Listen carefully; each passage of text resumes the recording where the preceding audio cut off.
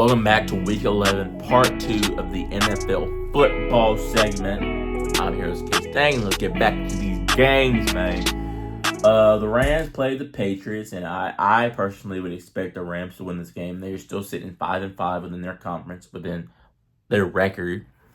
The Patriots are 3-8, the bottom tier, bottom of the barrel at least. Matthew Stafford went 18 for 27, 295 yards, and 4 touchdowns. That's nasty work because Cooper Kupp had 2 of them, honestly. And all you people that are saying they needed to trade Cooper Kupp, y'all are crazy. Because the Rams probably wouldn't be in the position that they are now, winning games, I should say, be more specific, without Cooper Kupp. Because Puka Nacua, you can't just have one good receiver. You have to have like 2. At least 2. At least that takes the pressure off of one of them. Sometimes. But Kyron Williams went 15 for 86, 5.7 yards per carry. The leading receiver was Puka Nacua, with 7 receptions for 123 yards and a touchdown. Cooper Kupp also had a $106 and 2 touchdowns. So they treated Matthew Stafford right. Honestly, I think the LA Rams is probably one of the biggest declines of Super Bowl teams that I've ever seen. After they played the Bengals, the next 2 seasons, kind of trash, but they won. They won for their city. Matthew Stafford got him a ring. Cooper Kupp got him a ring. Odell Beckham Jr. got a ring. Everybody's happy. Drake May, 30 for 40, 282 yards, 2 touchdowns, 1 interception. Not terrible. But Ramondre Stevenson went 20 for 73 yards. For what that's worth. Drake May also went 27 yards. For what that's worth, too. Kendrick Bourne went 5 for 70 and a touchdown. He's a really good second or third option. I think he doesn't need to be their leading receiver, but that's just my personal opinion. Hunter Henry went 6 for 63 too. So, the Patriots aren't contenders, and the LA Rams are definitely not contenders. But, if they win out, let's see who the Rams play. Who do the Rams play the rest of their season? They play the Eagles. That's a loss. They play the Saints. They might beat the Saints. Possibly. They play the Bills. Loss. They play the 49ers, loss. They play the Jets. You throw that up and LeBron dunks it, honestly, because you never know. The Cardinals, honestly, I think the Rams are losing a majority of those games. Just by the way that they've been looking as of recently, I think they are. The Steelers and the Ravens played, and this was probably one of the premier games within Week 11. They both put up great fights. I didn't expect the Steelers to beat the Ravens, obviously. The Ravens are no longer the best team within college football, within the NFL as of this moment, honestly. The Steelers are making a pretty good name for themselves, but the best team is obviously the Lions, but we're talking about in the AFC. The Steelers are sitting at 8-2 right now. Ever since Russell Wilson came in, hasn't lost a game. Hopefully I don't jinx that, but that's crazy work, especially for him. Good for him. He's been put... Mike Tomlin believes in him, as people have said, and that feels really good. Feels really good on your psyche as well. But Lamar Jackson went 16 for 33. That's kind of terrible for him. 207 yards, a touchdown, and an interception. They got to find ways to win. They got to find ways to put up points. But Derrick Henry only had 13 carries, which is crazy because we expect him to have at least 20 to 25 yards. 20 to 25 carries in a game. He had 65 yards and a touchdown. I'm not understanding. Obviously, you have to game plan for different defenses because the Steelers' defense is probably one of the most premier defenses within the NFL. And you have to account for that. Why are we changing the game plan? If we just beat a person by 30 points or like 20 points, 15 points, why are we? Because me personally, I would say that the Ravens. I can't say that. I was about to say that the Ravens have a better offense than the Steelers do defense. But they're not bad. I think the Ravens defense might be a little bit better than the Steelers offense. You could negotiate, you could blame me for that, but I'm just saying. I don't think this game should have been close. But they did what they had to do. Isaiah Likely had 4 receptions for 75 yards, no touchdowns, and the only touchdown that Lamar Jackson threw this game was to Zay Flowers. Let's move on to the Steelers. Russell Wilson went 23 for 36, 205 yards, and he didn't even have a touchdown this game, but he did have an interception.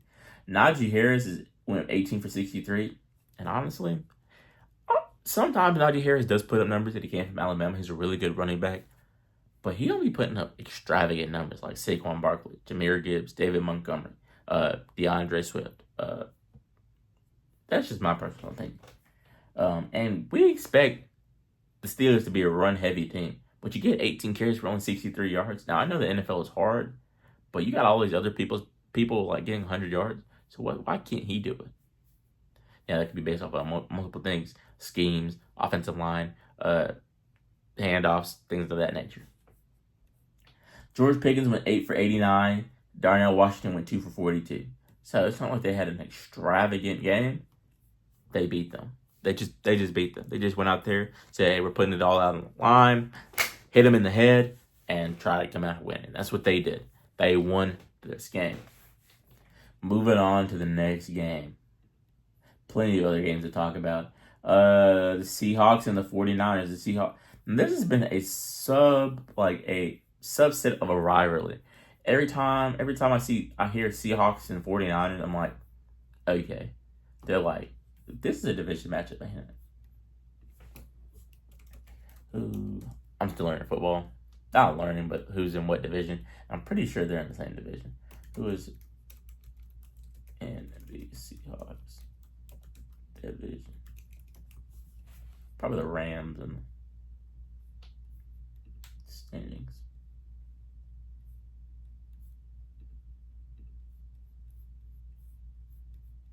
NFC West. Yeah, okay, I was right. I was like, I know good about the Rams and the Cardinals are in it, and the 49ers.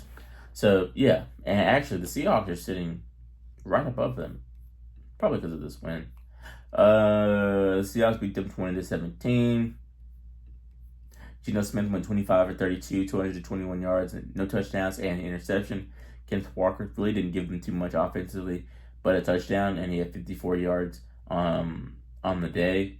The leading receiver was Jackson Smith and Jigba with 10 receptions for 110 yards, and DK Metcalf had 70 yards as well to go along with that win. Both teams are sitting 5-5, if I didn't say that as well. I don't think I did, but Brock Purdy went 21 for 28, 159 yards, a touchdown, and an interception. Christian McCaffrey is hitting his legs back under him with 19 carries for 79 yards. Jawan Jennings had 91 yards on the day, a touchdown. McCaffrey out of the backfield had 27. Deebo Samuel didn't really have a good day. Juszczyk really didn't utilize too much on offense. And then the rest are really not relevant. So good for the Seahawks. Let's see who the Seahawks play the remainder. They play the Cardinals as a division matchup. They might win that game. They play the Jets. Hopefully they win that game.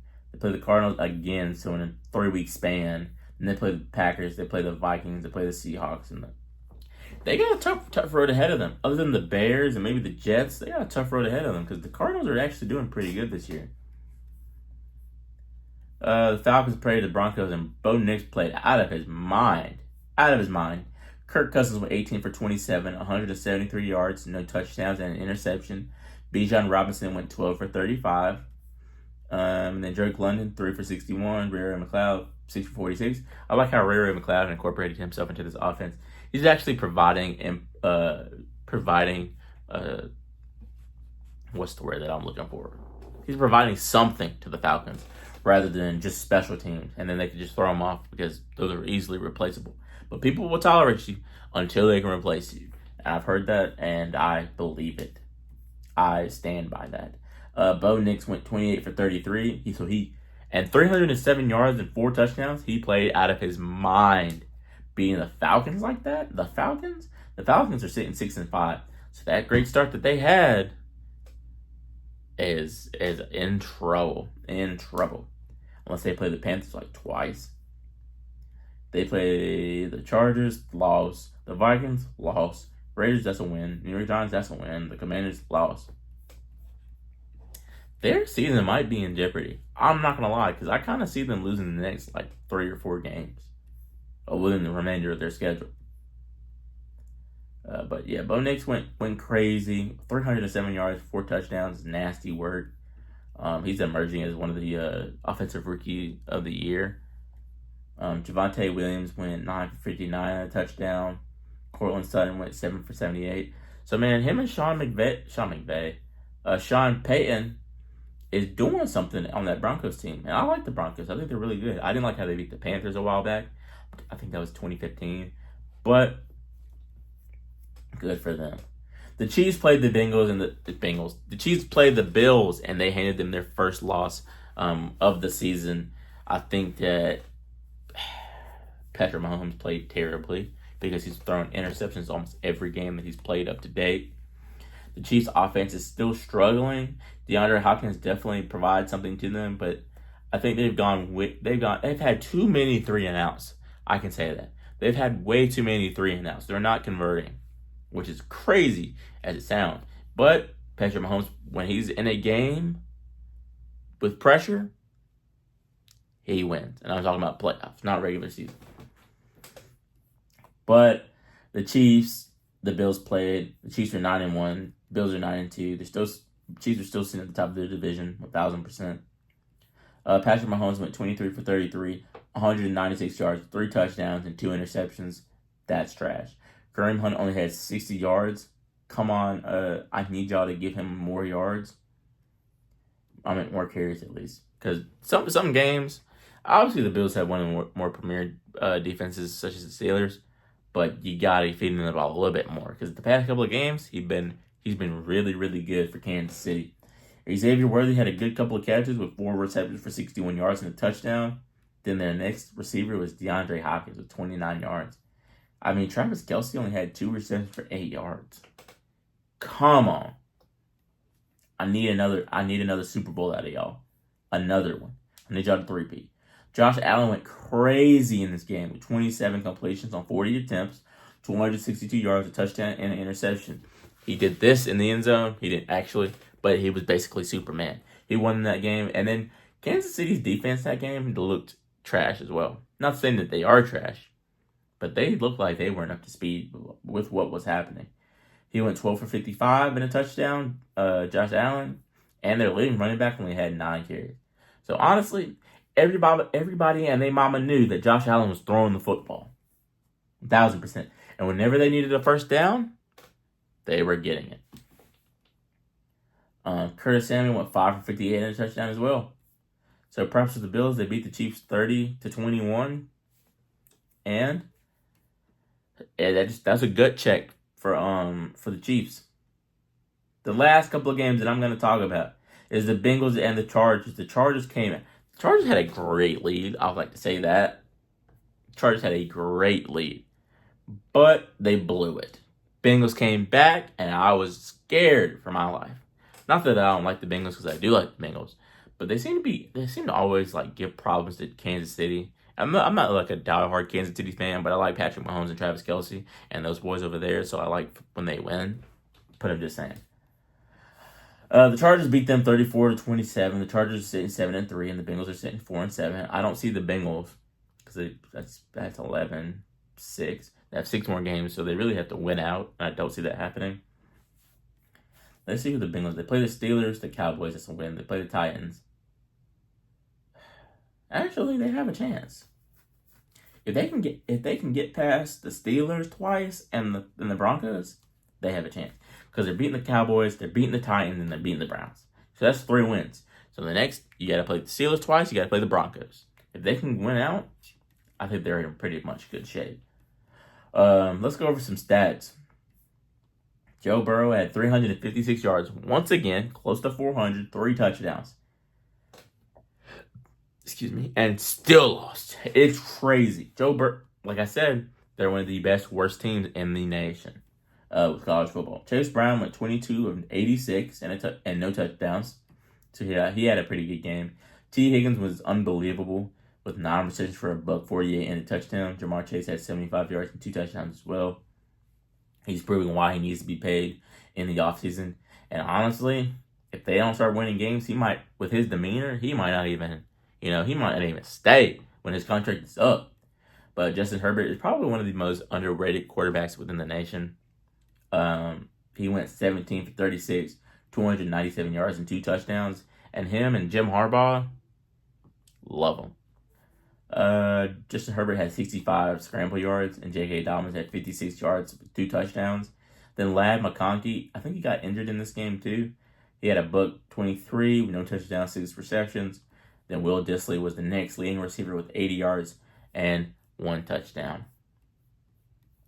I expect the Chargers to do really, really good. Let's see who they play. They play the Falcons this win. Oh, they play the Chiefs, Buccaneers, Broncos, Patriots. The last 2 games they have is probably a cakewalks, but as you know, the NFL is professional and people come out to play. But the last game that we're going to talk about is the Texans versus the Cowboys, and the Cowboys are just... We're not even going to discuss the Cowboys at this point because the Cowboys are abysmal. Jerry Jones, Mike McCarthy, Dak Prescott, Michael Parsons, all of them boys. I love them as people, but as football players and football connoisseurs, well, take Mike Parsons out and Dak Prescott. Mike McCarthy and Jerry Jones, you ain't got that soul. You ain't got that blues. Because you're trash. Trash. Garbage Man comes on Thursday, they picking him up on Wednesday. Trash. They trying to get that stench up out of there. But, yeah, the Cowboys are nasty. C.J. Stroud had a field day with them, 34-10. C.J. Stroud went 23 of 34, 257 yards, no touchdowns and interception. But Joe Mixon went crazy, 20 carries, 109 yards, 3 touchdowns. Nico Collins went 4 for 54 as well. Tank Dell went 4 for 54. Joe Mixon went 2 for 44. So everybody got their touches within this game as well. Cooper Rush went 32 for 50. Cooper Rush threw the ball 55 times. Please tell me where on earth Patrick Mahomes ain't even getting 55 every game. C.J. Stroud didn't even get 55. I'm talking about your premier quarterbacks aren't getting 55 throws a game. He had 354 yards, a touchdown, and interception. They had no running backs. Like, I don't even know why Ezekiel Elliott's even on the team if he ain't gonna produce nothing. Deuce Vaughn had 13 yards. Rico Dowdell had 10 for 28. CeeDee Lamb. Why would CeeDee Lamb re-sign with the Cowboys if he knew what they were gonna be? Please, like, they give you the money, but you ain't winning nothing. You could have went anywhere else, got a little bit less, and tried to win the championship, or a Super Bowl. My bad. But he had 8 receptions for 93 yards, and you're always gonna get something good out of him in a game. Honestly, if I was the defense, I'd double team CD the entire time. I'm talking about I rushed 3 guys on the line. Everybody else play coverage or play man. I'm telling you. Because CeeDee Lamb could only do but so much for this team. They don't have a clear-cut number 2 wide receiver, and it's trash. They're trash. But Cooper Kupp throwing 55. Cooper Rush throwing 55 passes in a game is nasty work. Nasty work.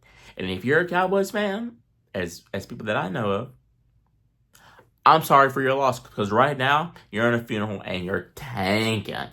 But you paid Dak, you paid CD, you about to pay Michael Parsons, I would hope. But y'all got to fix that because right now y'all are at the bottom of the barrel. Honestly, I'd say the Jaguars are better than y'all. Just my opinion. But that's going to wrap it up for week 11, part 2 of NFL football. Come back for week... what week are we on? Come back for the next week. Can't remember what week we're on. Come back for week 12, 13. Yeah, it'd be 12. Week 12 or week 13. I don't remember. Anyway, that's going to wrap it up. Leave down in the comments what I need to do better. Leave down in the comments if I need to get rid of the statistics and talk about the stories within the game. But as of right now, that's a wrap. I'm Keanu Smith.